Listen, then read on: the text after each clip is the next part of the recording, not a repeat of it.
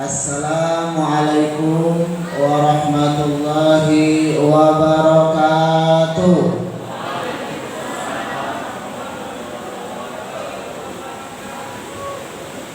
Bismillahirrahmanirrahim. Innal hamdalillahi rabbil alamin.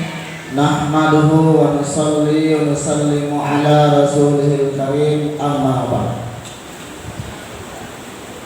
Pertama-tama mari kita ucapkan puji beserta syukur kepada Allah Subhanahu wa taala dengan ucapan alhamdulillah. Karena pada siang hari ini Bapak Ibu, walaupun cuaca agak hujan,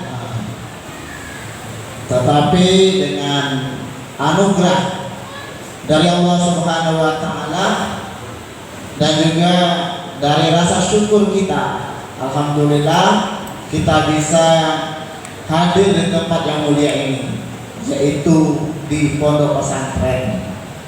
Kemudian di pondok pesantren di tempat yang mulia lagi, yaitu di masjid Allah Subhanahu wa taala. Semoga acara yang sederhana kita buat ini mendapatkan ridho dari Allah Subhanahu wa taala. Amin ya rabbal alamin. Kemudian salawat beserta salam senantiasa kita hadiahkan untuk Nabi besar kita, Nabi Muhammad Sallallahu Alaihi Wasallam, dengan mengucapkan Allahumma sholli ala sayyidina Muhammad wa ala ali sayyidina Muhammad. Yang sama-sama kita hormati pengasuh pondok pesantren An-Ni'mah, yaitu Ki Haji Aliando Rosad MPDI Ayahanda. Tapi sekarang beliau minta maaf karena beliau nggak bisa hadir, lagi mengantar orang tua beliau ke kampung. Semoga Pak Kiai dan juga kakek dan rombongan diberi kelancaran dan kesehatan dalam perjalanan. Amin ya rabbal alamin. Kemudian yang kita hormati kepada Mudirul Mahad, Mudir Pondok Pesantren An-Ni'mah, yaitu Gus Muhammad Hasbi Al-Faruqi, yang sekarang berada di samping kita. Alhamdulillah. Semoga Allah selalu beri kesehatan kepada beliau, kesabaran dan juga semangat dalam membina anak-anak kita. Amin ya rabbal alamin. Dan juga kepada para ustadz dan ustazah yang alhamdulillah hadir pada acara siang ini, dan teristimewa kepada bapak-bapak, ibu-ibu, orang tua atau wali santri yang sangat kami hormati dan sangat kami cintai dan sayangi.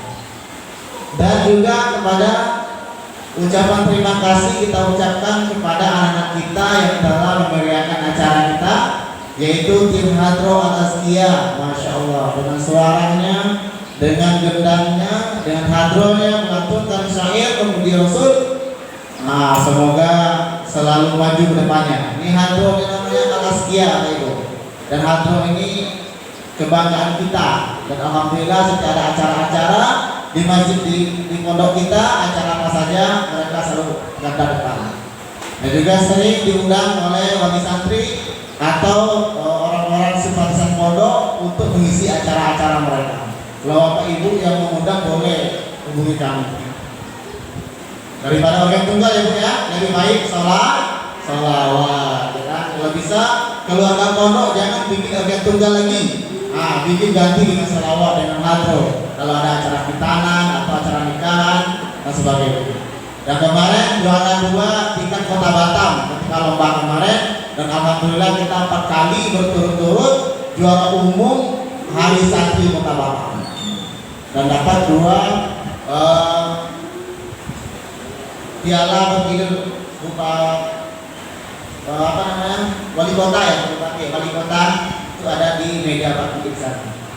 Kemudian yang kedua, ini tim multimedia kita juga ada tim multimedia di sini Bu. Ada acara-acara diliput. Nanti Ibu bisa lihat acara-acara ini di media kita. Ada YouTube-nya, ada Instagram-nya, ada Facebook-nya, ada juga Twitter-nya. Boleh melihat perkembangan itu hasil jeripaya dan karya tim multimedia kita, dipimpin dari Ustaz Muhammad Al-Fatih dan juga tim-timnya yang ada. Kemudian yang ngaji tadi, anak-anak kita yang terbaik juga, kita juga ada pelajaran tilawah, S1 tilawah di sini. pengajarnya untuk Ustaz Diori ya, yang duduk sana yang baju agak merah muda ya. Nah, dan banyak anak kita yang mengikutinya. Dan alhamdulillah kalau ada MTQ kita selalu mengirim anak kita. Semoga bisa lulus sampai nasional atau internasional nanti. Dan juga yang membawa acara tadi juga hasil daripada kursus bahasa Arab dan bahasa Inggris yang kita buat di Pondok Pesantren An-Ni'mah. Alhamdulillah.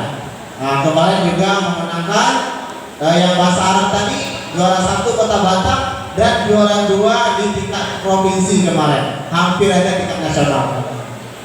Ini sedikit ucapan terima kasih kepada kita. Baik Bapak Ibu semuanya, pada kesempatan ini kita musyawarah aja Bapak Ibu. Nah, kita tidak seperti ceramah, tapi kita musyawarah saja, sama-sama menceritakan tentang perkara agama sehingga kita semakin dekat dengan Allah Subhanahu wa taala. Bapak Ibu yang kami hormati, baiklah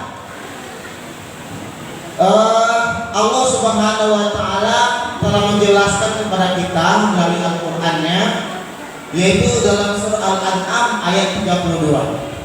A'udzu billahi minasyaitonir rajim. Bismillahirrahmanirrahim.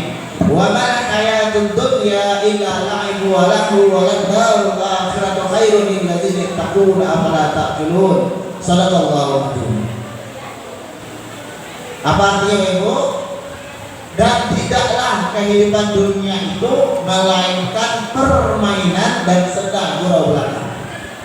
Dan sungguh kehidupan akhirat lebih baik bagi orang bertakwa. Apakah kalian berpikir atau apakah kalian mengerti? Ini firman Allah Bapak Ibu, mengingatkan kepada kita agar kita tidak terlena oleh dunia sehingga lupa akhirat.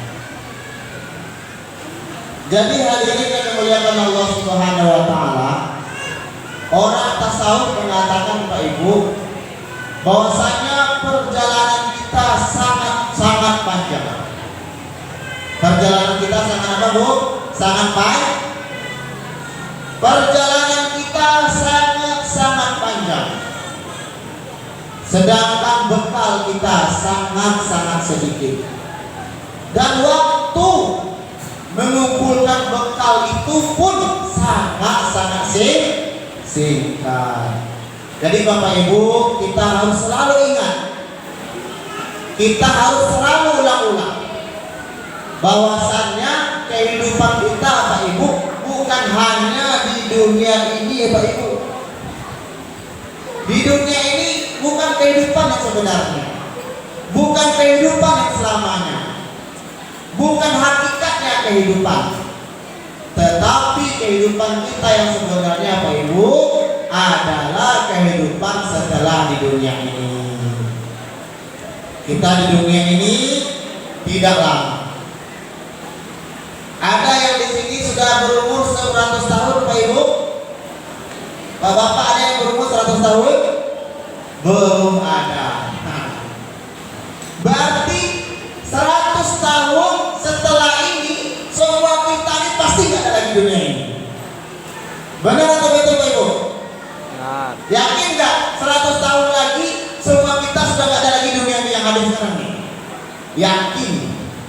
Karena Nabi sampaikan a'malu ummati ma baina sittina ila sab'in wa aqalluhum man yahudu dzalik aw kama ja'a fil hadis. Sabda Nabi, umur umatku berkisar 60 sampai 70 tahun saja. Dan sangat sedikit yang melewati dari umur itu. Maka Bapak Ibu semuanya kalau sudah berumur 60 tahun, itu sudah bonus kelebihannya lagi Bapak Ibu. Kalau yang ada umur 50 tahun berarti zoyannya tinggal 10 tahun lagi. Kalau lebih dari 70 tahun, ini kalau bisa jadikanlah rumahnya jadi masjid. Sehari-hari di masjid. Ini ya Bapak Ibu semuanya. Jadi kita harus paham bahwasannya kehidupan kita bukan di dunia ini Bapak Ibu. Ini ada kaitannya nanti kepada bahasa selanjutnya. Maka jangan kita terlena melihat orang-orang di luar sana beli mobil mewah, Lamborghini 32 miliar. Akhirnya nggak tidur malam melihat tetangganya beli Lamborghini. Atau 3. Nah, akhirnya nggak tidur ketika malam bulan. Nggak usah kesan, karena hidup di dunia ini hanyalah ujian siapa yang terbaik di antara kita amalnya. Sedangkan perjalanan kita masih banyak Pak Ibu. Setelah ini ada namanya sakaratul maut. Siapa yang tahu bagaimana sakitnya satu maut Pak Ibu? Setelah itu ada namanya alam barzakh, alam kubur. Bukan 1 tahun di alam kubur Pak Ibu, ribuan tahun lamanya. Bapak Ibu antri nunggu ketemu sama anaknya sebentar, kadang nggak sabar ya kan? Apalagi antrinya ribuan tahun. Kalau sedikit amal ada ular lagi gigit kita. Kalau tidak ada amalnya, kalau banyak amalnya ya banyak kenikmatan juga di sana. Setelah itu ada namanya yaumul ba'ats, ada yang yaumul masyar, ada yang yaumul hisab, yaumul mizan, ada namanya sirat, dan baru ada surga atau tetangganya. Semoga kita semua surga ada di dalam alamin. Maka Pak Ibu semuanya kita harus ulang-ulang selalu Pak Ibu, sehingga kita beramal itu jelas indikatornya, jelas tujuannya. Kita mondokin anak itu jelas tujuannya, bukan ikut-ikutan menonton film pun anta. Bagus juga suasana pondok itu sampai ke anak pulang. Akhirnya usahanya yang repot. Kenapa? Setiap saat dituntut usahanya kayak film pun anta ya. Itu sinetron Pak Ibu, bukan pondok yang sebenarnya. Kalau pondok sebenarnya tanya sama ustaz yang duduk depan ini. Ada yang 10 tahun pondok, ada yang belasan tahun. Bagaimana liku-likunya perjuangan di pondok. Tapi kalau lihat sinetron itu dibuat-buat Pak Ibu. Jadi kita harus jelas, melangkah itu harus jelas. Kita mau doain anak itu apa sih? Kita ikut pengajian itu apa sih? Ternyata tujuannya agar kita ini selamat dunia dan di akhirat. Maka Bapak Ibu semuanya, sebelum kita sampai di akhirat Bapak Ibu, kalau sudah sampai di akhirat kita bisa kembali ke dunia lagi. Rabbana absarna wa sami'na farji'na na'mal sholihan inna muqinun. Dalam surah Sajadah ya. Ya Tuhan kami telah melihat, kami telah mendengar. Farji'na, kembalikan kami ke dunia untuk beramal soleh, bukan untuk beli mobil, bukan untuk nambah tinggi jabatan, bukan juga untuk apa ya? Untuk bermegah-megahan, tapi na'mal sholihan, untuk beramal soleh. Inna mu'minun, sungguh kami yakin. Tapi yakin di akhirat Pak Ibu gak ada gunanya, karena Fir'aun pun yakin di akhirat. Fir'aun pun ngaku Tuhan, yakin di akhirat itu tidak ada gunanya. Namrud pun ngaku jadi Tuhan, yakin juga di akhirat tidak ada gunanya. Nasi telah jadi bubur, tidak ada guna penyesalan, hanya menambah luka sukma. Maka selagi kita masih hidup Pak Ibu, mari kita sama-sama perbanyak amal kita. Ada satu hadis sedikit kita tambahkan Pak Ibu. Semoga ini menjadi semangat kita dalam mendoakan anak kita.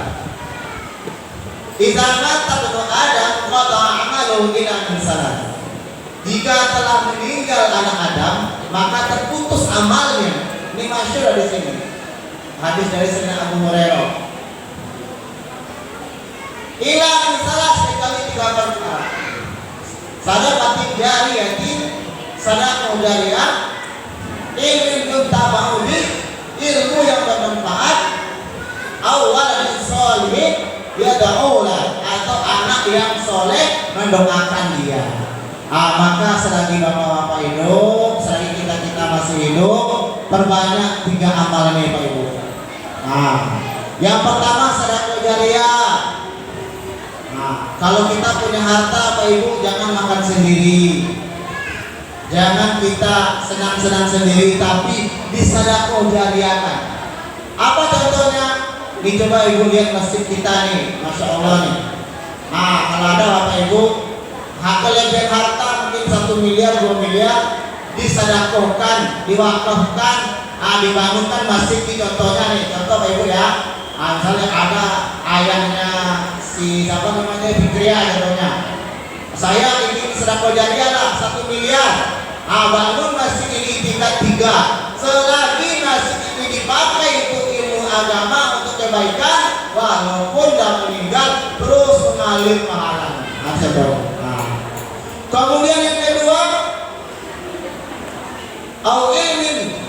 atau ilmu yang bermanfaat. Yang kedua Pak Ibu.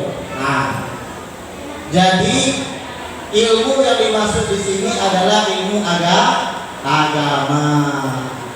Karena hanya dengan ilmu agama lah yang akan membahagiakan kita di dunia di akhirat. Maka alhamdulillah Pak Ibu, Ibu telah mengirimkan putri Ibu atau putra Ibu Bapak ke pondok pesantren.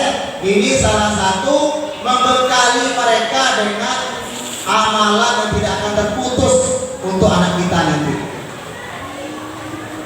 Tetapi Bapak Ibu, bukan hanya anak Ibu saja yang pondok, bukan anak Bapak saja yang belajar. Bapak dan Ibu dan saya juga punya tanggung jawab belajar ilmu agama. Jangan sampai Pak Ibu kita marah-marah anak kita, baca Al-Quran, apa Al-Quran, tapi kita di rumah baca koran. Nah itu namanya nggak adil Pak Ibu, nggak relevan. Karena anak itu rahasia orang tua. Jadi amalan bapak-bapak, ibu-ibu di rumah itu dicerminkan oleh anak bapak ibu di pondok. Coba aja Pak Ibu, ini dari guru-guru kami sampai gitu. Misalnya bapak ibu ingin anaknya dihafiz Quran, ingin jadi anak orang yang soleh, ingin jadi wali Allah, maka dimulai dari bapak ibu di rumah. Ingin anak salat tahajud, bapak ibu salat tahajud di rumah. Ingin anak sholat berjamaah 5 waktu, bapak ibu di rumah sholat 5 waktu berjamaah. Ingin jadi hafiz Quran anak kita, minimal kita di rumah belajar baca Al-Quran yang benar. Membaca Al-Quran minimal 1 juz 1 hari. Itu insya Allah akan bisa mendorong anak kita di pondok. Tetapi sebaliknya Pak Ibu, kalau kita pondokkan anak kita, sementara kita di rumah nggak pernah buat amalan khusus untuk mendoakan dia, sholatnya bolong-bolong, kemudian apalagi? Baik Bu. Halo. Contohnya coba misalnya kita ini anak kita hafal Quran, sementara kita di rumah tidak baca Al-Quran, kemudian sholatnya bolong-bolong, kemudian hari-hari kita bicara dunia, ini akan menghambat pendidikan anak kita di pondok. Bahkan itu Pak Ibu semuanya, kalau ingin anak kita menjadi anak yang soleh, mudah belajarnya di pondok, gak musingin kepala gurunya, maka bantu Bapak Ibu di rumah dengan amalan. Teman-teman kami bisa jadi orang-orang hebat, ternyata ibunya di rumah ada yang puasa daun, istiqomah, niatnya tirakat itu anaknya, akhirnya anaknya jadi orang soleh, jadi ulama.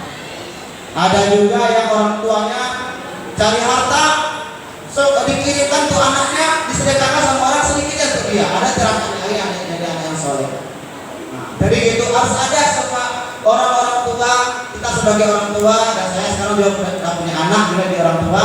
Ingin anak kita jadi orang hebat, maka kita harus buat mujahadah, buat tirakat, amalan khusus, benteng kita sebagai senjata kita untuk memompa semangat anak kita. Tapi jangan salahkan anak kita Bapak Ibu kalau kita tidak menjaga amalan di rumah. Maka itu Bapak Ibu semuanya, mari kita sama-sama kita tingkatkan amalan kita. Dan juga Bapak juga Ibu tolong belajar di rumah, cari ulama, pelajari tentang hukum-hukum agama, sehingga di samping anak kita nanti dapat amal jariah atau ilmu yang bermanfaat, Bapak Ibu juga nanti akan dapat ilmu. Yang ketiga itu adalah anak yang soleh yang mendoakan. Kira-kira anak itu bisa soleh nggak kalau nggak punya ilmu Bapak Ibu? Bapak Ibu, kira-kira anak kita bisa soleh nggak kalau nggak punya ilmu? Tak mungkin. Bagaimana dia menjadi soleh kalau nggak punya ilmu?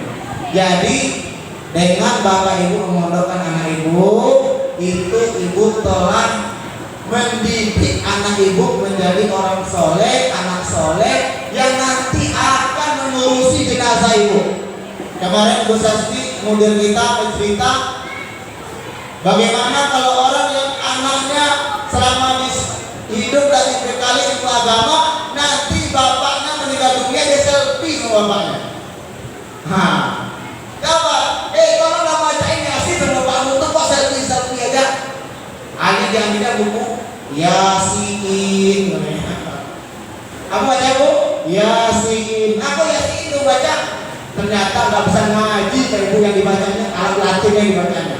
Nauzubillah min zalik. Untuk apa nah kayak gini? Ini yang akan membebani kita nanti di akhirat. Ketika disuruh menyolatkan, jangan pun menyolatkan. Cara sholatnya nggak bisa. Maka untuk itu bagaimana kita didik anak kita yang akan menuntunkan kita nanti di akhirat. Bahkan ketika kita meninggal dunia pun dia bisa mentalkinkan kita, dia bisa mengurus jenazah kita, dia bisa memandikan jenazah kita, dia bisa mengkafani jenazah kita, dia bisa menyolatkan, dia bisa menguburkan, dia bisa mendoakan sampai akhir hidupnya. Itulah yang anak menjadi kebanggaan kita. Kalau dia yang hafiz Quran, Bapak Ibu akan tanggung mensafaati 10 keluarga dia yang diponis masuk neraka masuk ke surga. Kira-kira Bapak Ibu rugi nggak ngomongin anak? Kira-kira untung ngomongin anak nggak Ibu? Dan saya Bu, saya niat dalam hati saya ingin kalau punya anak banyak nanti ingin saya pondokin semuanya, jadi ulama semuanya, jadi artisman semuanya, bapak-bapak dunia dapat seadanya. Tetapi dia nanti mendoakan kita, akan mengangkat kita masuk surga, akan mensyafati kita, akan bangga kita punya anak di akhirat. Tapi kalau seandainya Bapak Ibu tidak pandai dalam mendidik anak sekarang, tunggu nanti dia akan menuntut kita di akhirat. Hari-hari kerjanya pacaran, ngerokok, apalagi minuman mabuk, ngetek-ngetekkan, motor-motoran, narkoba. Akhirnya pusing kepala kita, masih di dunia saja pusing kepala kita akhirnya. Maka untuk itu semoga dengan kajian kita ini Bapak Ibu, mari kita sama-sama membina anak-anak kita. Jadi anak ibu itu adalah secara nasab adalah anak ibu bapak, tapi secara rohani adalah anak kami juga. Karena orang tua itu ada yang melahirkan kita yaitu bapak ibunya, ada yang mendidik kita yaitu guru kita, itu juga orang tua kita. Yang ketiga adalah yang melahirkan istri kita, atau suami kita, mertua. Jadi tiga itu adalah orang tua kita yang harus dihormati. Maka karena kami mengajar anak ibu, berarti otomatis mereka anak-anak kami. Keduanya harus seimbang antara guru dengan orang tua, bagaikan dua sayap bagi seekor burung sehingga dia bisa terbang tinggi. Kalau gurunya saja semangat, tapi ibunya tidak dibantu dengan amalan, tidak dibantu dengan doa, maka akan seperti burung yang ingin terbang tinggi tapi aku dayo kapak sentiang dari orang badan. Begitu juga sebaliknya. Orang tua yang semangat, buat terakat, doakan, kasih hadiah gurunya, tapi gurunya loyo sama dia enggak. Jadi harus seimbang. Maka dengan ada kajian seperti ini, kami mengajak Bapak Ibu, mari kita sama-sama kita cerdaskan anak-anak kita bekali dia dengan ilmu agama sehingga dia menjadi penegak kebaikan, sehingga nanti mensyafaati kita di akhirat nanti. Amin ya rabbal alamin. Barangkali itu saja yang dapat saya sampaikan pada kesempatan ini. Karena sebentar lagi mau masuk Ramadan Bapak Ibu, kami atas nama guru-guru anak-anak Bapak Ibu, kami mengucapkan marhaban ya Ramadan. Kemudian kami mohon maaf kalau ada kekhilafan, tutur kata yang kurang tepat. Mari kita saling memaafkan sehingga kita masuk bulan Ramadan, bulan yang suci, dengan hati yang suci, dengan niat yang suci, sehingga kita Idul Fitri kembali kepada kesucian. Wabillahi taufiq wal hidayah. Wassalamualaikum warahmatullahi wabarakatuh.